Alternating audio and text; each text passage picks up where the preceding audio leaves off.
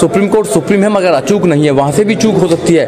तो उस चूक को दोबारा हम रिव्यू पिटीशन में लेके जाएंगे उनके वकील, और वकील तो क्या आप लगा सकते हैं रिव्यू पिटीशन? हाँ वो लगाएंगे ना, उनके वकील लगाएंगे। सुनवाई हो सकती है? बिल्कुल सुनवाई होगी, 100% सुनवाई होगी। क्यों सुनवाई होगी? ये अधिकार है, ये कानून है हमारा अधिकार है कि भाई अगर कोई एक बार गलती हो जाती है तो उसको सुन सकते हैं, दोबारा उसको रेटिफाई कर सकते हैं। जब आप किसी को इतना डरा देंगे, मीडिया इतना हाइप कर देगी, मीडिया पूरे दिन राम जन्मभूमि, देश में और भी लोग पैदा हुए हैं, केवल परसोत्तम राम ही पैदा नहीं हुए, और देश में वो इस देश में हर वो चीज करना चाहते हैं जो हिंदुओं के फेवर में हो, और वो संविधान को बदलने की प्लानिंग कर रहे हैं। संविधान की अगर एक लाइन उन्होंने चेंज कर दी कि ये हिंदू राष्ट्र है, तो फिर हिंदुओं का सब कुछ चलेगा। यहाँ तो बुद्ध कहाँ जाएंगे, जैनी कहाँ जाएंगे, उसका मुसलमान कहाँ जाएंगे, क्रिश्चियंस कहाँ जाएंगे, और जो धर्मों को मानते हैं, जो धर्मों को मानते ही नहीं है, वो लोग कहाँ जाएंगे। ये देश संविधान पर चलेगा, ना कि किसी।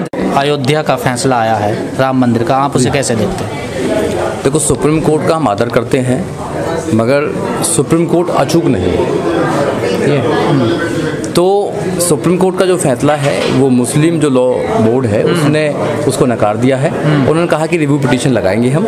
तो जब जो दूसरी पार्टी को संतुष्टि नहीं है, तो शायद मुझे लगता है कि ये जो फैसला है दोबारा पुनर्विचार होना चाहिए इस पर। और जो मस्जिद थी, अगर वहाँ पर 6 दिसंबर 1992 को अगर वो मस्जिद नहीं टूटी तो फिर क्या फैसला होता, आप बताइए। तो मुझे लगता है कहीं ना कहीं इस पर पुनर्विचार होना चाहिए, और पुनर्विचार होकर फिर दोबारा सही फैसला की। क्या लगता है जब सुप्रीम कोर्ट की स्टार्टिंग में जो बातें आ रही हैं सामने, जब फैसला सुनाया जा रहा था नाम पर नहीं होगा, लेकिन पूरा फैसला देखा जाए तो आपको कैसे लगा कि 5 एकड़ ज़मीन बाहर ले लीजिए, तो ये तो पहले भी हो सकता था ऐसा? नहीं, जैसा कि मस्जिद के विषय में तो मस्जिद को कहीं भी कोई कीमत नहीं लगाई जा सकती मस्जिद की। जैसे जो सुन्नी वक्फ बोर्ड के जो वकील हैं उन्होंने भी कहा है कि 5 एकड़ नहीं 5000 एकड़ भी दे दें तो हम उसको नहीं लेने के तैयार हैं। और जैसे असुद्दीन ओवैसी साहब ने बोला है कि भाई हम लोग इससे सहमत नहीं है, तो इसलिए हमारा मानना भी ये है कि जो फैसला है सुप्रीम कोर्ट का है, हम सम्मान करते हैं सुप्रीम कोर्ट का, मगर कहीं ना कहीं इन पर पुनर्विचार होना चाहिए और सही इस देश के अंदर निर्णय होना चाहिए। अगर आस्थाओं पर निर्णय होने लगे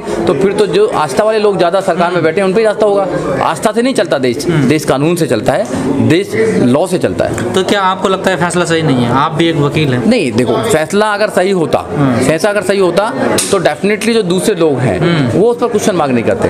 हाँ, सुप्रीम कोर्ट ने जो दिया हम उसका सम्मान करते हैं, ठीक है, मगर मुझे क्वेश्चन करने का अधिकार है, क्योंकि मैं संविधान को जानता हूँ, संविधान को मानता हूँ कि जस्टिस जो है, जस्टिस वर्मा है, उन्होंने कहा है कि जो सुप्रीम कोर्ट है वो सुप्रीम है मगर अचूक नहीं है, उससे भी चूक हो सकती है, ऐसा नहीं चूक नहीं हो सकती। तो इस पुनर्विचार आतना जो लगा रहे हैं वो करनी चाहिए और उस पर सही एक डिसीजन आना चाहिए। क्या लगता है आपको, अगर ये फैसला मुस्लिमों के पक्ष में आता, क्या हिंदू मानने के लिए तैयार होते?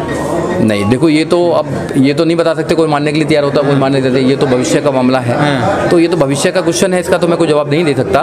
मगर सुप्रीम कोर्ट को आस्था पर नहीं चलना चाहिए, क्योंकि सुप्रीम कोर्ट एक सुप्रीम कोर्ट है, तो उस पर लॉ के आधार पर चलना चाहिए, फैक्ट्स के आधार पर चलना चाहिए। इस देश के अंदर लॉ के आधार पर ही कानून होता है। सुप्रीम कोर्ट ने कहा है कि राम का जन्म हुआ है अयोध्या में, लेकिन हम ये नहीं कह सकते, ये प्रूफ नहीं है कि इसी जगह पे हुआ, फिर भी फैसला उनके पक्ष में है। देखो, उसके देखा जाए तो हमारे कुछ साथी हैं जो बुद्ध धर्म के साथी हैं, उसको साकेत नगरी मानते हैं, और वहाँ पर जब खुदाई हुई थी तो उसमें अभिषेक भी निकले थे। अवशेष जो निकले हैं वो बुद्ध के स्टैचू निकले थे, बुद्ध की मूर्तियाँ निकली थी। तो ऐसे तो साकेत नगरी है वो, तो बुद्ध के वालों को भी था कि भाई हमें बुद्ध का स्टैचू बनाया जाए वहाँ पे, तो आस्था पर नहीं चलना काम।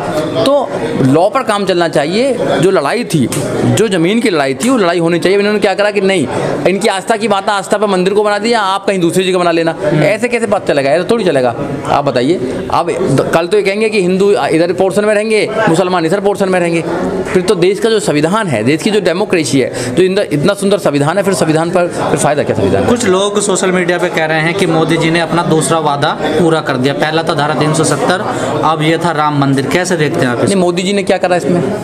मोदी जी ने क्या करा? अगर देश में संविधान नहीं होता, राम जी अगर इतना मोदी जी थे, तो मोदी जी के जो लोग थे इतने दिन से चिल्ला रहे थे। फिर भी बाबा साहब डॉक्टर अम्बेडकर के संविधान के अनुसार जो सुप्रीम कोर्ट उसका रक्षक है, सुप्रीम कोर्ट ने जजमेंट दिया। मोदी जी ने क्या किया? अगर मोदी जी करते तो उस पर ऑर्डिनेंस लाने लगा था, तो उनको बना देना चाहिए था मंदिर, क्योंकि वो बहुत सारे काम कर रहे हैं। 370 हटा ली, सब कुछ कर दिया, सारा कुछ कर दिया, तो मोदी जी करते तो होता। तो मोदी जी इसका श्रेय ना लें, मोदी जी इसका श्रेय ना लें। सुप्रीम कोर्ट ने किया है, सुप्रीम कोर्ट के माध्यम से हुआ है, और अभी उसमें पुनर्राज्य का विचार होगा, रिव्यू पिटीशन लगेगी तो उसके बाद देखते हैं क्या होता है। नहीं, आप जैसे आपने कहा पर्सनल लॉ जो बोर्ड के लोग हैं वो कह रहे हैं हम इस फैसले को नहीं मान रहे। ओबीसी ने भी कहा है कि कहीं ना कहीं चूक हो सकती है, लेकिन सुप्रीम कोर्ट के फैसले से आने से पहले सब लोग